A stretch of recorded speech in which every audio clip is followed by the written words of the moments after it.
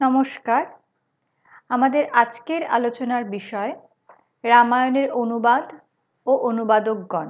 মধ্যযুগের বাংলা সাহিত্যের শাখাগুলির মধ্যে অন্যতম অনুবাদ সাহিত্যের সূচনা হয় চৈতন্য পূর্বযুগে বিশেষ সামাজিক ও ধর্মীয় পরিস্থিতিতে। ত্রয়োদশ শতকের সূচনায় তুর্কি নেতা বখতিয়ার খিলজির বঙ্গবিজয় এদেশের শান্ত বৈচিত্র্যহীন নিরুদ্বিগ্ন জনজীবনকে ঘুলিয়ে দেয়। দেশব্যাপী অরাজকতা, বিশৃঙ্খলা ও অত্যাচার মানুষের মনে ভীতির সঞ্চার করে। তুর্কি আক্রমণের এহেন প্রচণ্ড আঘাতে হিন্দু সমাজ ও সংস্কৃতির ভিত নড়ে ওঠে। এ দেশের তথাকথিত নিম্নবর্গস্থ হিন্দুরা ভয়ে, লোভে, সাম্যের আশায় দলে দলে মুসলমান হতে থাকলে উচ্চবর্ণের সমাজপতিদের টনক নড়ে। শ্রেণী স্বার্থে তাঁদের মধ্যে জেগে ওঠে জাতি চেতনা। তারা অচিরে অনুধাবন করলেন যে হিন্দু সমাজকে এই অপমৃত্যুর হাত থেকে রক্ষা করতে চায় ঐক্যবদ্ধ বাঙালি জাতি। তাই ধর্ম ও সংস্কৃতির অভিন্ন চেতনায় বাঁধতে চাইলেন নড়বড়ে বৃহদায়তন সমাজকে। এই ধর্ম ও সংস্কৃতি ছিল সুপ্রাচীন আর্যশাস্ত্র ও কাব্য নির্ভর। অতএব সংস্কৃত ভাষার নিগড়ের মধ্যে তখনও পর্যন্ত বন্দী হয়ে থাকা শাস্ত্র কথা এবার দেশি ভাষায় প্রচারের উদ্যোগ নিলেন তাঁরা। ঘটল ঐতিহ্যপূর্ণ আর্য সংস্কৃতির সঙ্গে আপামর বাঙালির চিত্ত সংযোগ। উদ্ভব ঘটল অনুবাদ সাহিত্য ধারার, যার অন্যতম আজকের পাঠ্য রামায়ণের অনুবাদ। সাহিত্যের ইতিহাসের ধারাবাহিক পাঠ গ্রহণ করতে গিয়ে দেখি মহাভারতের তুলনায় রামায়ণের জনপ্রিয়তা মধ্যযুগে ছিল অনেক বেশি। ইতিহাস ও জনতত্ত্ব যাই হোক না কেন, রামায়ণের প্রধান আকর্ষণ এর গার্হস্থ্য রস। অসিত কুমার বন্দ্যোপাধ্যায় এ প্রসঙ্গে মন্তব্য করেছেন, মহাভারত বহিরঙ্গচারী বৃহৎ জীবনের মহাকাব্য, রামায়ণ সীমাবদ্ধ গৃহধর্মাদর্শের চরিত কথা। ভারতবর্ষ সর্বকালে গৃহধর্মকেই জীবনের আদর্শ বলে গ্রহণ করেছে। আমাদের অনুদ্বেজক পারিবারিক সম্পর্ক, জীবনের স্বাদু ভোগ যা ক্ষুব্ধ করে না, উত্তাল মত্ততা এনে দেয় না, এক কথায় যাকে ভারসাম্য বলে, রামায়ণের কাহিনী ও চরিত্রের মধ্যে তার স্পর্শ পাওয়া যাবে।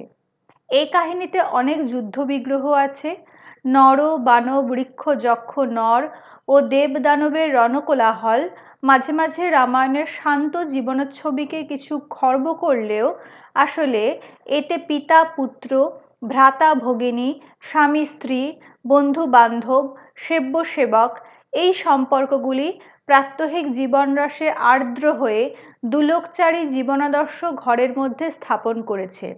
এবং এই পারিবারিক বন্ধনের দ্বারা নিয়ন্ত্রিত হওয়ার জন্যই, এই গার্হস্থ্য রসের জন্যই 24,000 অনুষ্টুপ শ্লোকে গ্রথিত 7 কাণ্ডে সমাপ্ত এই মহাকাব্য ও তার নানা আখ্যান ভারতের বিভিন্ন কবিদের রচনায় বারংবার স্থান পেয়েছে।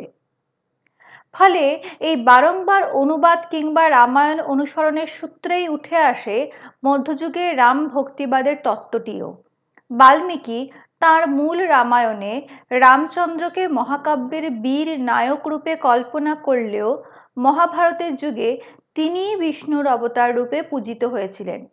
খ্রিস্টীয় 10ম থেকে একাদশ শতাব্দীর আগে রাম ভক্তি শাখা বা এই ভক্তি শাখার অন্তর্গত কোনো তত্ত্ব জনপ্রিয়তা লাভ করেনি। একাদশ শতাব্দীর পরে যখন সেই সম্ভাবনা দেখা দিল, তখনও কোনো নতুন দার্শনিক তত্ত্বের আবির্ভাব হয়নি। পঞ্চদশ শতাব্দীর কৃত্তিবাসের রামায়ণ পাঁচালীতে এবং সপ্তদশ শতাব্দীর তুলসীদাসের রামচরিতমানসে রামকে ভক্তের ভগবান করে তোলা হয়েছে। কৃত্তিবাসও রামাশ্রয়ী ভক্তিবাদী আবেগের দ্বারা অনুপ্রাণিত হয়েছিলেন। আমাদের আজকের পাঠ্য যেহেতু রামায়ণের অনুবাদ ও অনুবাদকগণ, তাই এই আলোচনায় অন্যতম প্রধান হিসেবে গুরুত্ব পাওয়া কৃত্তিবাস ওঝা সম্পর্কে বিস্তারিত আলোচনার আগে আমরা সামগ্রিকভাবে মধ্যযুগে রামায়ণ অনুবাদকগণের নামগুলি জেনে রাখব। প্রামাণ্য সাহিত্যের ইতিহাস থেকে চতুর্দশ শতাব্দীতে অর্থাৎ চৈতন্য পূর্ব যুগে রামায়ণের অনুবাদক হিসেবে পাচ্ছি শুধুমাত্র কৃত্তিবাস ওঝার নাম। চৈতন্য সমকালে এবং কিয়ৎ পরবর্তীকালে বৈষ্ণব পদসাহিত্য ও চৈতন্য জীবনী সাহিত্যের রমরমার যুগে রামায়ণের অনুবাদ কার্য কিয়ৎ পরিমাণে স্তিমিত হয়ে এলেও আবার সপ্তদশ শতাব্দীতে এই অনুবাদ কার্য পুনরুদ্যমে শুরু হচ্ছে। এই শতকে আমরা অনুবাদক হিসেবে পাচ্ছি অদ্ভুত আচার্য, কৈলাস বসু, দ্বিজ লক্ষণ, ভবানী দাস ও বংশীদাসের কন্যা চন্দ্রাবধীকে। অষ্টাদশ শতাব্দীতে স্বাভাবিকভাবেই অনুবাদ সাহিত্যের ধারা ক্ষীণতর হয়ে আসছিল, যদিও বিচ্ছিন্ন পালার অনুবাদক হিসেবে এই শতকে আমরা পেয়ে যাচ্ছি ফকিররাম, দ্বিজ দয়ারাম, কৃষ্ণদাস, রামশঙ্কর, ভবানীশঙ্কর বাড়ুজ্যে, শিবচন্দ্র সেন, গঙ্গাদাস সেন, জগৎরাম রায় প্রমুখকে। রামায়ণের অনুবাদকগণ সম্পর্কিত এই প্রাথমিক সীমারেখাটিকে মাথায় রেখে আমরা এবারে সরাসরিভাবে কৃত্তিবাস ওঝার রামায়ণ পাঁচালীর আলোচনায় প্রবেশ করব। আমরা এবার জানব কবি কৃত্তিবাস সম্পর্কে। কৃত্তিবাস একটা দীর্ঘ সময় পর্যন্ত বাঙালির জাতীয় কবির মর্যাদা পেলেও মুরারি ওঝার নাতি কবি কৃত্তিবাস পণ্ডিতের প্রকৃত পরিচয়, আবির্ভাবকাল প্রভৃতি সম্বন্ধে একটা দীর্ঘ সময় ধরে নানান সমালোচক নানান মত প্রকাশ করে এসেছেন। মধ্যযুগের দু একটি উল্লেখযোগ্য গ্রন্থের পর 19 শতকে 1852 সালে কবি রঙ্গলাল বন্দ্যোপাধ্যায় বাঙ্গালা কবিতা বিষয়ক প্রবন্ধে কাশিরাম দাসের প্রতি সপ্রশংস দৃষ্টিক্ষেপ করলেও কৃত্তিবাসের প্রতি বিশেষ গুরুত্ব প্রদান করেননি। 1871 সালে বঙ্কিমচন্দ্র দ্য ক্যালকাটা রিভিউ পত্রিকায় বেঙ্গলি লিটারেচার নামে একটি প্রবন্ধে কৃত্তিবাস ও কাশিরাম সম্পর্কে মন্তব্য করলেও কৃত্তিবাসের ব্যক্তিগত পরিচয় সম্পর্কে বিশেষ আলোকপাত করতে পারেননি। ছাপার অক্ষরে প্রথম কৃত্তিবাস পরিচয় প্রকাশ করেন হরিশ্চন্দ্র মিত্র কৃত্তিবাস সংগ্রহ পুস্তিকায়, সাল 1870 খ্রিস্টাব্দ। যোগেশচন্দ্র রায় বিদ্যানিধি সর্বপ্রথম সাহিত্য পরিষদ পত্রিকায় জ্যোতিষ গণনার সাহায্যে কৃত্তিবাসের কাল নির্ণয়ের চেষ্টা করেছিলেন। কিসের ভিত্তিতে? দীনেশচন্দ্র উদ্ধৃত কৃত্তিবাসের আত্মজীবনীর বিবরণমূলক দুটি পংক্তির ভিত্তিতে। আদিত্যবার শ্রীপঞ্চমী পূর্ণ মাঘ মাস, তথি মধ্যে জন্ম লইলাম কৃত্তিবাস। এবং এই পংক্তির সাহায্যে একাধিক মত গড়ে ওঠে, যার একদিকে উদ্ধৃত পংক্তিতে পূর্ণ বা পূর্ণ মাঘ মাস শব্দবন্ধ রয়েছে এবং অপরদিকে রয়েছে কাব্যে উল্লিখিত গৌরেশ্বরের প্রসঙ্গ, যাকে দনুজ হিসেবে উল্লেখ করা হয়েছে কাব্য মধ্যে। 1259 শক বা 1337 খ্রিস্টাব্দ ভোরে কিংবা 1354 শক বা 1432 খ্রিস্টাব্দ রাত্রে কৃত্তিবাসের জন্ম হতে পারে। যোগেশচন্দ্রের মতে 1354 শক বা 1432 খ্রিস্টাব্দে কৃত্তিবাসের জন্ম হয়, যদিও এই গণনার প্রতি সংশয় প্রকাশ করেছেন শ্রী অসিত কুমার বন্দ্যোপাধ্যায়। তার মতে কৃত্তিবাসের আত্মবিবরণ থেকে মনে হচ্ছে তিনি কোনো হিন্দু রাজার সভায় গিয়েছিলেন, মুসলমান নবাব সুবাদারের দরবারে নয়। সুতরাং পূর্ণ মাঘ মাস অনুসারে জ্যোতিষিক গণনা করলে গৌড়ের সিংহাসনে কোনো হিন্দু রাজাকে পায় না। ডক্টর নলিনীকান্ত ভট্টশালীর অনুরোধে যোগেশচন্দ্র পূর্ণ শব্দ পূর্ণ ধরে বিচার করলেন এবং এই হিসেব মতো 1310 শকের 16ই মাঘ রবিবার কৃত্তিবাসের জন্ম হলে তিনি যখন 20 বছরের যুবক, তখন গণেশ স্বল্পকালের জন্য গৌড়ের সিংহাসনে অধিষ্ঠিত হয়েছিলেন, যিনি আবার দনুজ নামও গ্রহণ করেছিলেন। অধিকাংশ সাহিত্যের ইতিহাসকারের মতেই কিন্তু কৃত্তিবাস হিন্দু রাজার সভাতে উপস্থিত হয়ে বিবিধ ছন্দে 7টি শ্লোক রচনা করে সম্মানিত হন। ফলে সর্বজনক্রমে 1320 শক বা 1398 খ্রিস্টাব্দ কৃত্তিবাসের জন্মস্থান হিসেবে গ্রাহ্য হয়েছে। এই সূত্রেই মুরারি ওঝার নাতি কৃত্তিবাসের পরিবারেরও কিঞ্চিত পরিচয় পাওয়া যায়। গঙ্গা তীরে ফুলিয়া গ্রামে মুখটি বংশে কবির জন্ম। পিতা বনমালী ওঝা এবং মাতা মানিকীর 6 সন্তানের মধ্যে একজন কৃত্তিবাস। তার অন্য 5 ভাইও শাস্ত্রে সুপণ্ডিত ছিলেন, আর কৃত্তিবাস ছিলেন গুণী। বলভদ্র চতুর্ভুজ অনন্ত ভাস্কর, নিত্যানন্দ কৃত্তিবাস 6 সহোদর, পঞ্চভাই পণ্ডিত কৃত্তিবাস গুণশালী, অনেক শাস্ত্র পড়া রচে শ্রীরাম পাঁচালী। কৃত্তিবাসী রামায়ণের 7টি কাণ্ডে সম্পূর্ণ পুঁথি অত্যন্ত দুর্লভ। কলকাতা বিশ্ববিদ্যালয়, বঙ্গীয় সাহিত্য পরিষদ, ঢাকা বিশ্ববিদ্যালয় কিংবা বিশ্বভারতীতে যে প্রায় 1500 কৃত্তিবাসী রামায়ণের পুঁথি সংরক্ষিত রয়েছে তার অধিকাংশই অষ্টাদশ শতকের নকল। এই সমস্ত পুঁথির মধ্যে সপ্তকাণ্ডে সমাপ্ত পুঁথির সংখ্যাও অপ্রতুল। এর কারণ কৃত্তিবাসী রামায়ণ পাঁচালী গান করা হতো। কথক ঠাকুর বা গায়েন নির্বাচন করে জনমনোরঞ্জনার্থে জনপ্রিয় পালাগুলি পাঠ করতেন বা গাইতেন। এর ফলে বিশেষ বিশেষ কাণ্ডের প্রাপ্ত পুঁথির সংখ্যা অন্যান্য কাণ্ডের তুলনায় অধিক। উদাহরণস্বরূপ উল্লেখ করা যায় লঙ্কা কাণ্ডের কথা। এই সমস্ত পুঁথির মধ্যে জনপ্রিয়তার দরুন পাঠভেদ ঘটলেও মিলও কিছু রয়েছে। আগ্রহী ছাত্রছাত্রীরা বিভিন্ন পুঁথির মধ্যে প্রাপ্ত এই মিলের বিষয়টি বোঝার জন্য অসিত কুমার বন্দ্যোপাধ্যায়ের বাংলা সাহিত্যের ইতিবৃত্তের 2য় খণ্ডটি দেখবেন। এই পুঁথির প্রকাশনার ইতিহাসের বিষয়ে সংক্ষেপে বলতে গিয়ে উল্লেখ করতে হয় 1802 সালে উইলিয়াম কেরি সাহেবের প্রচেষ্টায় শ্রীরামপুর মিশন থেকে ছাপার অক্ষরে 7 কাণ্ড কৃত্তিবাসী রামায়ণের 5 খণ্ডে প্রকাশিত হওয়ার কথা।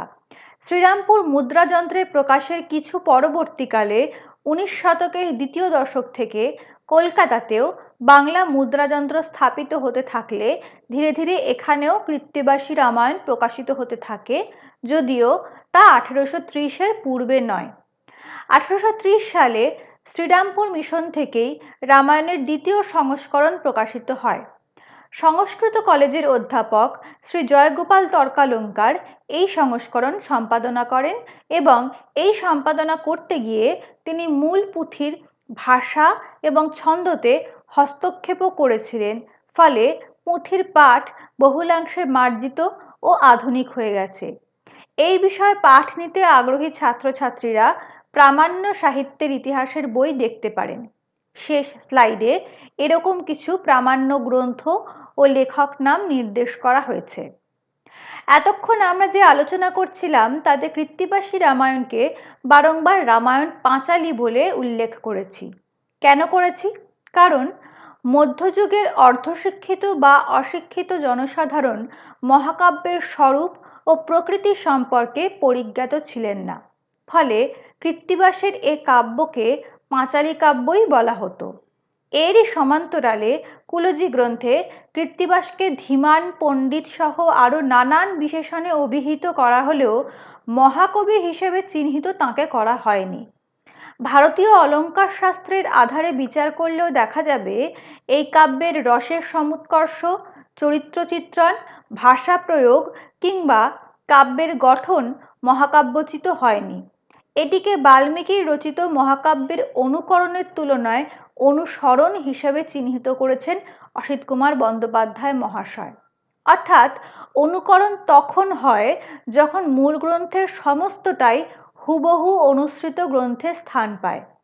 কৃত্তিবাস কাহিনী গ্রন্থ নয়, মূল রামায়ণের হুবহু অনুকরণ না করে যেহেতু নিজের অভিরুচি অনুযায়ী কিছু কাহিনীর বর্জন, কিছু কাহিনীর গ্রহণ, কিছু কাহিনীর নিজ কল্পনারসের সৃজন, আবার কিছু কাহিনী অন্যান্য পুরাণ ও অন্যান্য রামায়ণ থেকে গ্রহণ করেছেন, তাই অধিকাংশ সাহিত্যের ইতিহাসকার তাঁর সৃষ্ট রামায়ণ পাঁচালীকে বাল্মীকি রামায়ণের অনুসরণ বলে চিহ্নিত করেছেন। মহাকাব্যের অনুসরণে এই পাঁচালী কাব্য রচনার প্রভাব পড়েছে তাঁর সৃষ্ট চরিত্রগুলির মধ্যেও। মহাকাব্যচিত বিশালত্ব, ব্যাপ্তি, উচ্চতা কিংবা গাম্ভীর্য কোনোটিই রক্ষিত হয়নি কৃত্তিবাসী রামায়ণে। মধ্যযুগের বাংলাদেশের আর্থ-সামাজিক রাজনৈতিক পরিস্থিতিতে যে ধরনের চরিত্র সজীব ছিল তারাই যেন কৃত্তিবাসের রচনায় স্থান করে নিয়েছেন। উত্তরাপথ ও দক্ষিণাপথের রাম কাহিনী বাংলাদেশের চণ্ডী মণ্ডপে স্থান পেয়েছে, কিন্তু মহাকাব্যের বিশাল দেবদেউল স্পর্শ করতে পারেনি।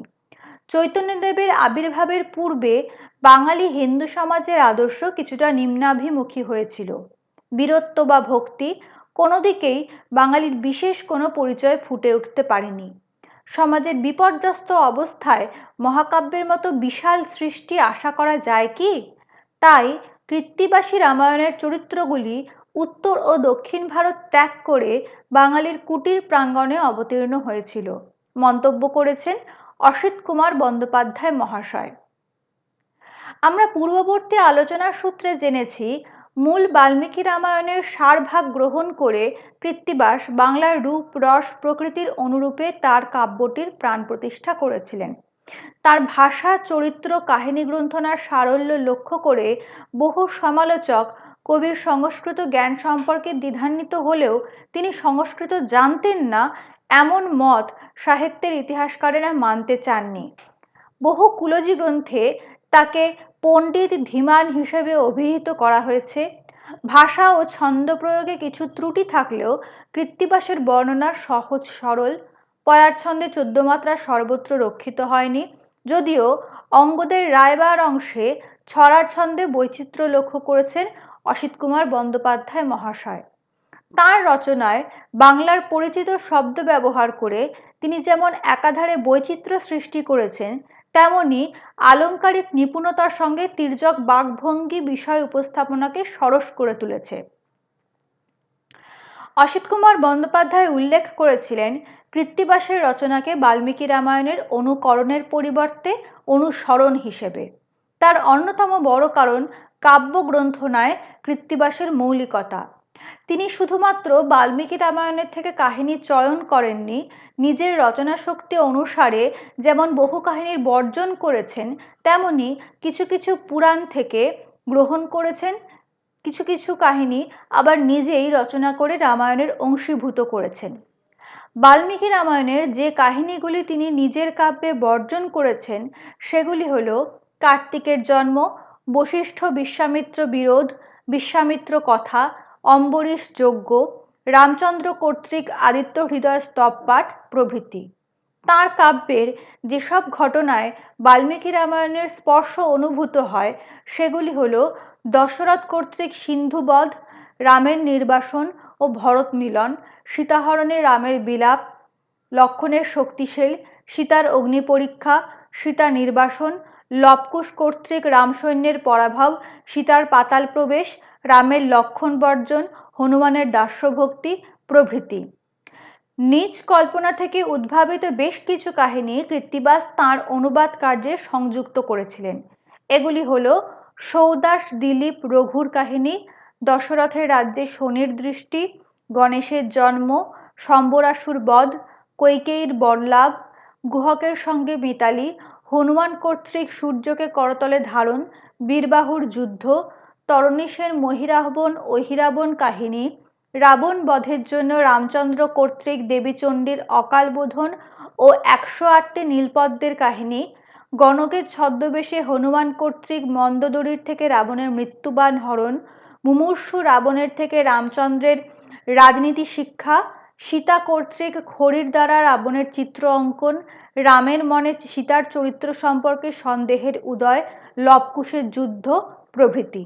বাল্মীকি রামায়ণের পরিবর্তে তিনি যখনই অন্য কোনো স্থান থেকে কাহিনী গ্রহণ করেছেন তখন তার উৎস গ্রন্থের নামও উল্লেখ করে দিয়েছেন, যা শিল্পী হিসেবে কৃত্তিবাসের মহত্ত্বতার পরিচয়কেই ব্যক্ত করে।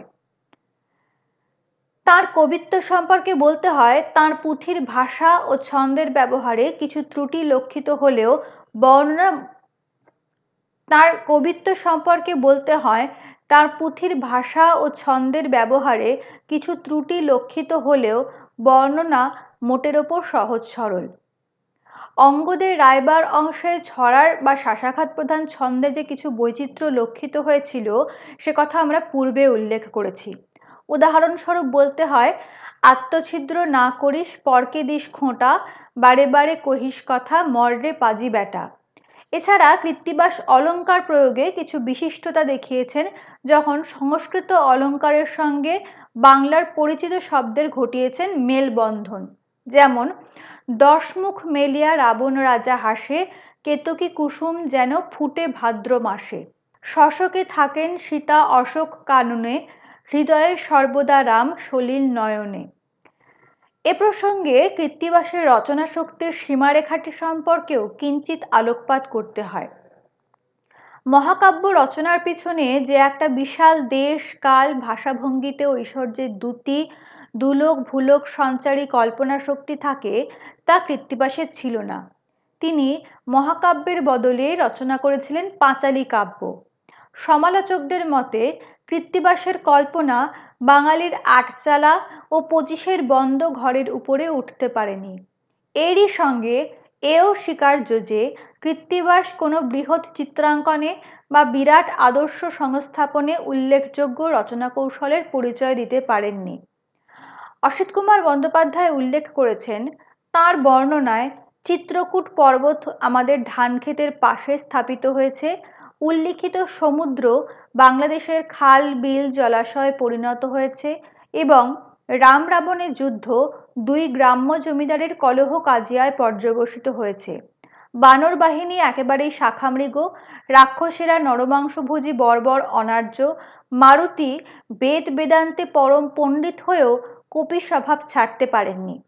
বাল্মীকি বর্ণিত নৃসর্গ সৌন্দর্য, নরনারী চরিত্র বিশ্লেষণ, বৃহৎ মহৎ জীবনের আদর্শ কৃত্তিবাসী রামায়ণে কিছু দুর্বল। এ প্রসঙ্গে অবশ্য করে উল্লেখ করতে হয় কৃত্তিবাসের কাব্যে বাঙালিয়ানার প্রসঙ্গটিও। তুলসীদাসের রামচরিতমানসে যেমন কোশলের জীবনধারার প্রভাব লক্ষিত হয়, তেমনি কৃত্তিবাসের কাব্যে বাংলাদেশের ও বাঙালির নানান চিহ্ন সহজেই খুঁজে পাওয়া যায়।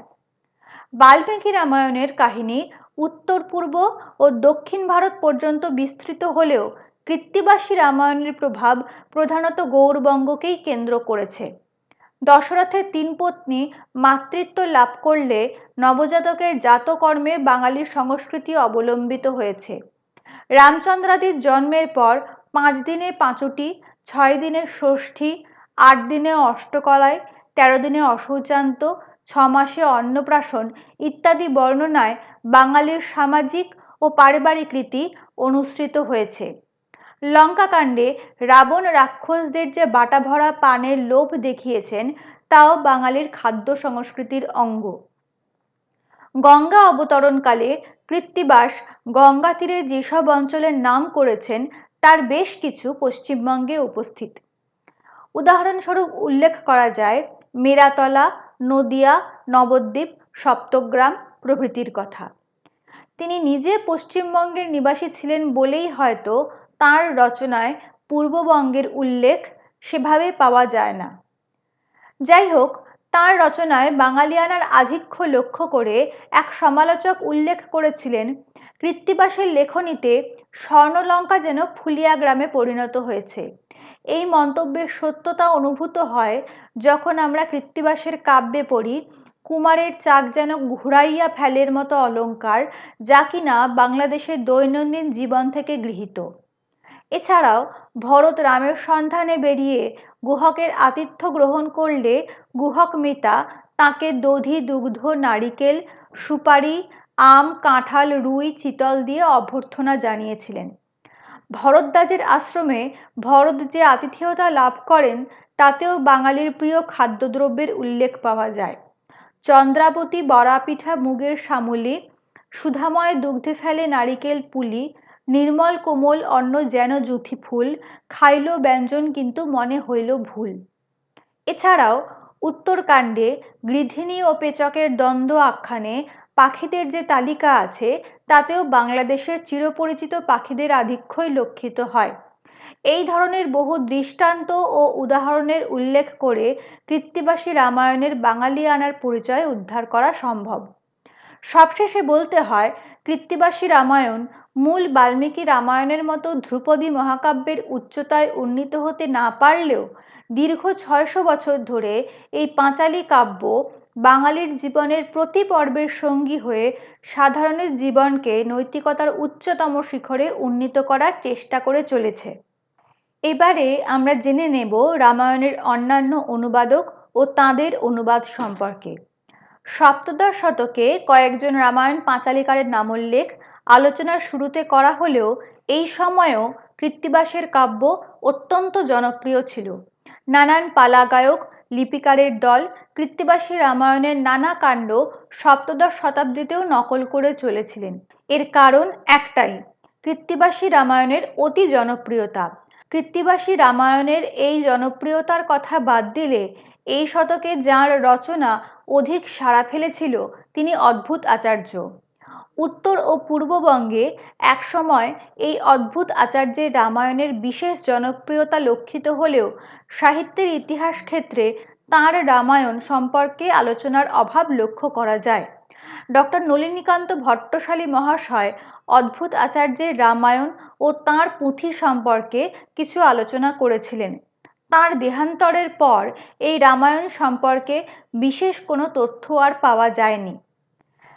1305 সালের সাহিত্য পরিষদ পত্রিকায় প্রাপ্ত প্রাচীন পুঁথির বিবরণ দিতে গিয়ে রামেন্দ্র সুন্দর ত্রিবেদী সর্বপ্রথম অদ্ভুত আচার্যের পুঁথির পরিচয় দিয়েছিলেন। এই পুঁথির সংক্ষিপ্ত পরিচয় দিয়ে তিনি মন্তব্য করেন, উত্তরকাণ্ডের পুরো পুঁথিতে যখন প্রায় 200 পত্র রয়েছে তখন এর সমগ্র পুঁথির আয়তন কৃত্তিবাসী রামায়ণের তুলনায় বড় হবে।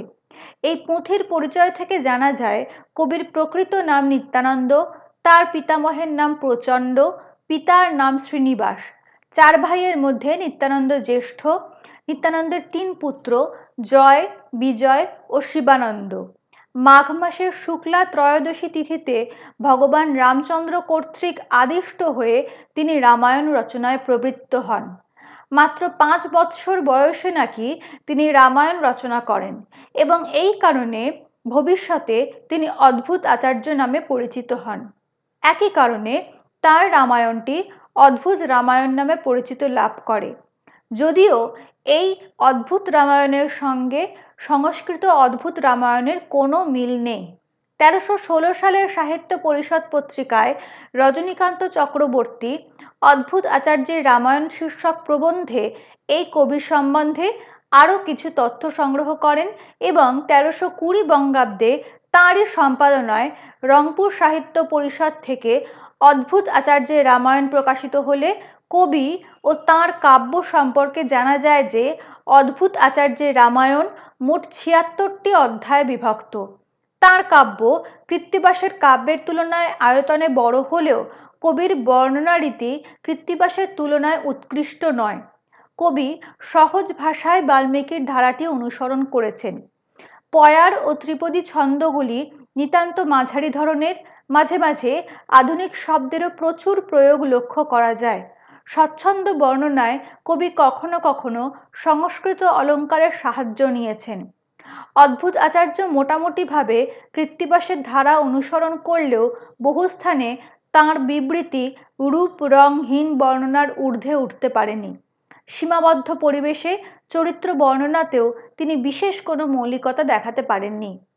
সপ্তদশ শতাব্দীতে আরও এমন কয়েকজন রামকথাকারের আবির্ভাব হয়েছিল যাঁদের প্রতিভা অদ্ভুত আচার্যের তুলনায় নিকৃষ্ট তো নয়ই, বরং কোনো কোনো ক্ষেত্রে উৎকৃষ্ট ছিল।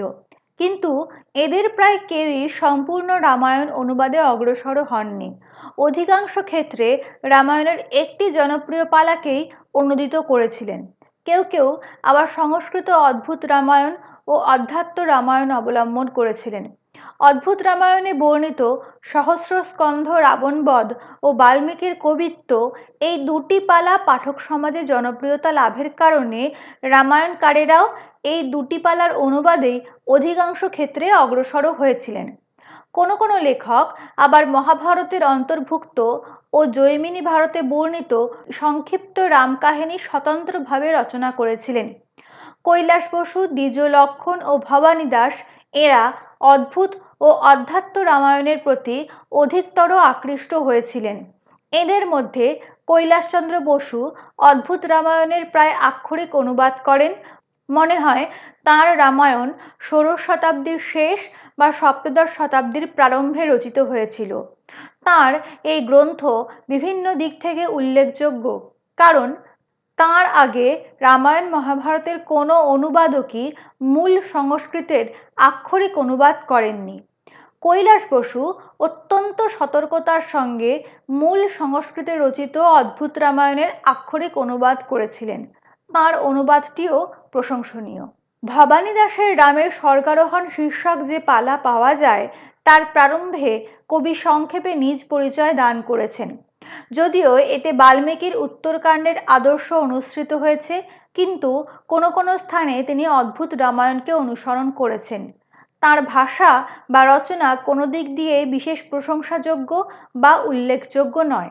তিনি সপ্তদশ শতাব্দীর কোনো এক সময় বর্তমান ছিলেন।